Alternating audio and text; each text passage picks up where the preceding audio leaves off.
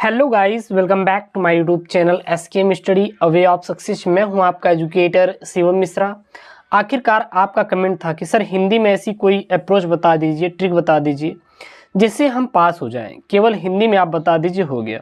तो देखिए, हिंदी में अगर आपको पास होना है तो ये वीडियो काफ़ी इंपॉर्टेंट है और इसमें मैं आपको ऐसी अप्रोच बताने वाला हूँ जिससे आप हिंदी में 16 फरवरी के दिन आसानी से पास हो जाएंगे। इसकी चिंता बिल्कुल मत करिएगा, क्योंकि आप को जब पास मार्का ही लेके आना है तो आप आराम से पास हो जाएंगे। इसकी आपको चिंता नहीं करना है यार। अगर आप चैनल पर नए हैं ना तो प्लीज़ यार चैनल को आप लोग सब्सक्राइब कर दीजिए और वीडियो को यार लाइक कर दीजिए। अभी तक अगर आप वीडियो को लाइक नहीं किए तो प्लीज़ आपसे रिक्वेस्ट है कि आप लोग वीडियो को लाइक कर दीजिए, ठीक है ना। और अपने दोस्तों के साथ एक बार वीडियोज़ को ज़रूर से ज़रूर शेयर कर दीजिए। चलिए देखिए, आपका जो हिंदी का पेपर रहेगा वो पूरा कितने नंबर का होता है? 100 नंबर का होता है। तो सबसे पहले आपको क्या चाहिए कि आपको पता होना चाहिए कि पास मार्का कितना चाहिए।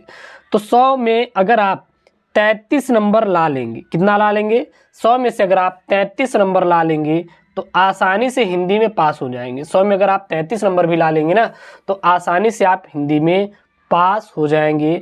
ज़्यादा ही नंबर की आपको ज़रूरत नहीं पड़ेगी, केवल आप 33 नंबर तो लेके आए। अगर 33 नंबर ला लिए 100 अंकों में से तो आसानी से आप हिंदी 12th हिंदी में आप पास हो जाएंगे। लेकिन अब ये 100 नंबर में से आप 33 नंबर लाएंगे कैसे? सबसे पहले आपके पास ये होता है टास्क। तो देखिए, बहुविकल्पी आप छोड़ दीजिए, बहुविकल्पी की भी हम बात नहीं करेंगे क्योंकि आपको मैं पास मार्का बताने जा रहा हूँ।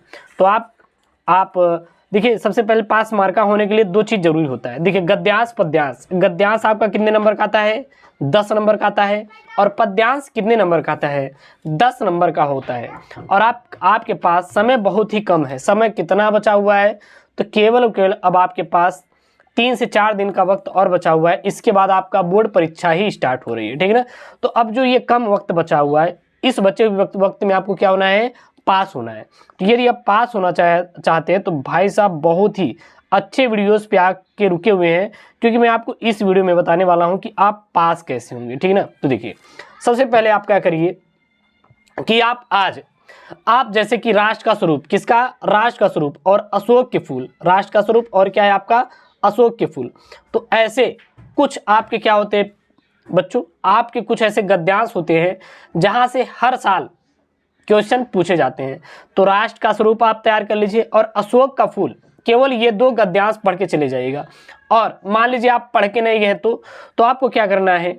इसका आंसर इसी में से ढूंढ के देना है। देखिए, जैसे मैं ट्रिक आपको अप्रोच बता दे रहा हूँ पास करने का। देखिए, सबसे पहले आप लोग राष्ट्र का स्वरूप और अशोक का फूल आप क्या करेंगे? उस चैप्टर को याद कर लेंगे। जैसे राष्ट्र का स्वरूप है तो राष्ट्र का स्वरूप है। अब राष्ट्र के स्वरूप के भाई साहब लेखक कौन है?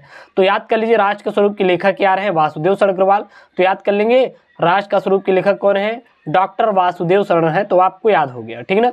अब क्या करेंगे? अब इसमें से 2 नंबर का क्वेश्चन पूछेगा। 2 नंबर का क्वेश्चन कैसे पूछेगा कि पाठ का शीर्षक और लेखक का नाम बताइए। तो सबसे पहले अब इसमें आप ढूंढेंगे कि राष्ट्र का स्वरूप से है कि नहीं। तो आपको अगर ये पता करना है तो आप इसमें देखेंगे तो यहाँ पर भी राष्ट्र यूज किया गया है और यहाँ पर भी क्या यूज किया गया है?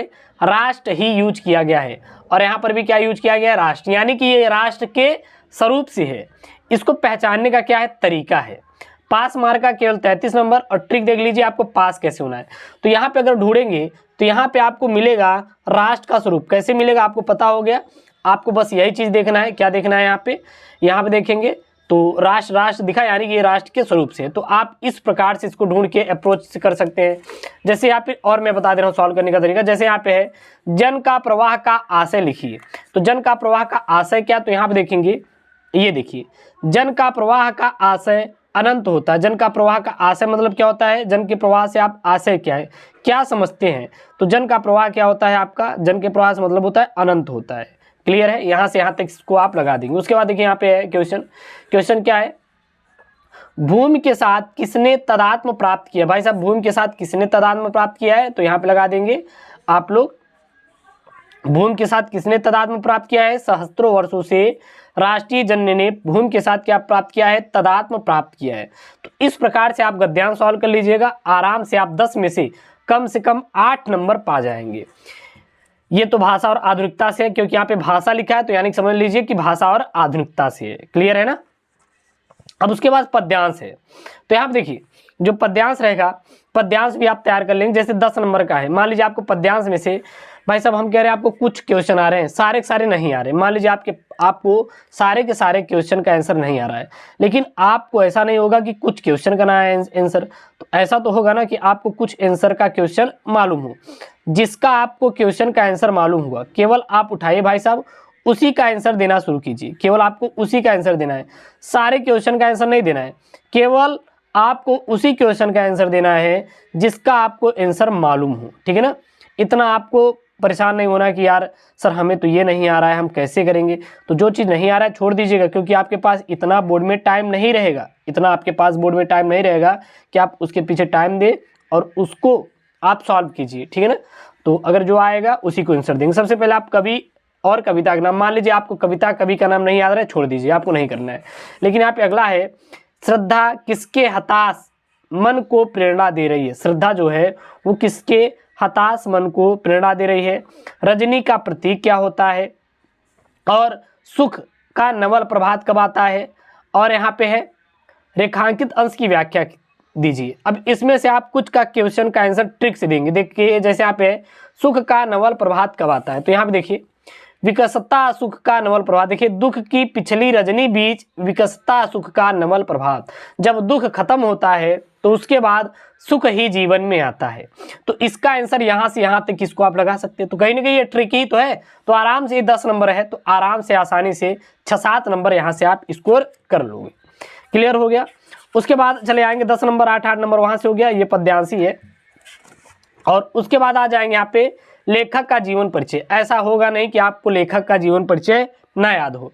आराम से आप डॉक्टर हजारी प्रसाद द्विवेदी का जीवन परिचय याद कर लीजिए, प्रोफेसर जी सुंदर रेड्डी का, डॉक्टर एपीजे अब्दुल कलाम का। मैंने सारे के सारे जीवन परिचय को पढ़ा ही दिया है। अगर अभी तक नहीं पढ़े तो जाके यार चैनल से पढ़ लीजिए। कवि का जीवन परिचय तैयार कर लीजिए। 4 कवि हैं, 3 कवि हैं, महादेव वर्मा, अयोध्या सिंह उपाध्याय, हरिओद और मैथिली सड़गुप्त। कुछ का जीवन परिचय मैंने आपको बता ही दिया है अच्छी तरीके से। तो जो आपको लगे कि हाँ ये इंपॉर्टेंट है, मैंने इंपॉर्टेंट जीवन परिचय भी बता दिया भाई साहब, ये इंपॉर्टेंट जीवन परिचय है, आप पढ़ लीजिए, आसानी से आपका काम हो जाएगा। तो कुछ जीवन परिचय ऐसे होते हैं जो कि काफ़ी इंपॉर्टेंट होती हैं, तो इसलिए आप क्या करें कि उन जीवन परिचय को भाई साहब आप तैयार कर लीजिए। उन जीवन परिचय को क्या कीजिए, आप लोग तैयार करके ही जाएं, ठीक है ना। ऐसा नहीं कि आप ऐसे ही चले जाइए। तो जीवन परिचय आप लोग पढ़ लेंगे। अगर जीवन परिचय भाई साहब 5-5 नंबर के हैं तो आराम से कम 5 में से ना सही तो आप 3-3 नंबर लाएंगे, तो कितने नंबर हो गए, 6 नंबर, तब भी आप जीवन परिचय में स्कोर कर लोगे। इतना हो गया।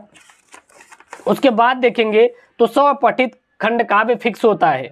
आप जिस जिले से होंगे उस जिले के अकॉर्डिंग खंड काव्य आता है। मैंने प्लेलिस्ट में आप जाके वीडियो देख सकते हैं, वहाँ पे मैंने आपके जिले के अकॉर्डिंग खंड काव्य पढ़ा ही दिया है, जाके वहाँ से आप पढ़ लीजिए। उसके बाद नीचे आएंगे तो आप संस्कृत वाला मान लीजिए अगर नहीं आ रहा है तो आप छोड़ सकते हैं। मैं पास होने का आपको ट्रिक बता दे रहा हूँ, ठीक है ना। और एक और आता है जैसे कहानी का सारांश और उद्देश्य, बहादुर और लाठी, नहीं आप ध्रुव बहादुर और एक और है ना पेट्रोमैक्स वाला तैयार कर लीजिएगा। बस पेट्रोमैक्स और बहादुर वाला पंचलाइट और बहादुर का कहानी सारांश याद कर लीजिएगा, काम खत्म। क्लियर है। उसके बाद आप मुहावरे लोकतिया तो कर लोगे भाई साहब, ये तो आसानी से हो जाएगा, ये आपका व्याकरण ही है तो इसको कर ही लेंगे। उसके बाद जो कि ये तो हो ही जाएगा यार, अगर ये 14 नंबर का आपका व्याकरण है तो आसानी से आप कर लेंगे। उसके बाद रस छंद अलंकार, जी हाँ रस छंद अलंकार ये तो आप रट डालिए, ये इंपॉर्टेंट होता है। आप पेपर से पहले अगर रात में पढ़ लेंगे ना तब भी आपका रस छंद अलंकार तैयार हो जाएगा। रस छंद अलंकार में ज़्यादा कुछ नहीं होता, केवल आप पेपर से पहले, आपका अगर पेपर 16 फरवरी का है तो उसके पहले आप इसको पढ़ लीजिएगा, काम खत्म। उसके बाद आप आवेदन पत्र लिखना सीख लीजिए। नहीं आ रहा तो कमेंट करिए, मैं आपको बता दूंगा। आप आवेदन पत्र लिख दीजिए 6 नंबर का। और एक निबंध लेखन आता है, कितने नंबर का आता है निबंध लेखन, आपका 9 नंबर का आता है। देख लीजिए किस पे, जैसे कि यहाँ पे निबंध लेखन आएगा बाढ़ की समस्या पर, स्वच्छता अभियान पर, आरक्षण व्यवस्था पर, साहित्य में लोक मंगल की भावना और कृषक जीवन का यथार्थ रूप। तो आप अगर इतना जितना मैं बता रहा हूँ, जैसे संस्कृत का आप छोड़ दीजिए, कुछ चीज़ें आप छोड़ दीजिए, तब भी आप कुछ भी लिख देंगे ना, तो अगर 9 नंबर का है तो इसमें से आपको 4-5 नंबर मिल जाएंगे। तो अगर ऐसे भी आप अगर 4-4 नंबर में सब में आप लहा लिए तो आराम से आप 33 नंबर यार पा ही जाएंगे। 33 के आप आराम से 40 से 45 नंबर पा जाएंगे तो आप हिंदी में पास हो जाएंगे। और हिंदी में अनिवार्य विषय होता है कि आप सब विषय में फेल हों। आप हिंदी विषय में अगर पास है तो कहीं ना कहीं कंपार्टमेंट लगता है आई थिंक। हाँ, अगर आप 1-2 विषय में फेल है अन्य सब्जेक्ट में तो आप कंपार्टमेंट की एग्जाम दे लेंगे, लेकिन अगर हिंदी में फेल हो गए तो सारे विषयों में आपको फेल कर दिया जाएगा। तो भाई साहब ये ट्रिक लगा दीजिए, आराम से आप हिंदी में पास होकर आएंगे, 100% मेरी गारंटी है, ठीक है ना। और वीडियो को यार लाइक कर दीजिए और चैनल को यार प्लीज सब्सक्राइब जरूर कर लीजिए। ओके दोस्तों, थैंक यू, जय हिंद।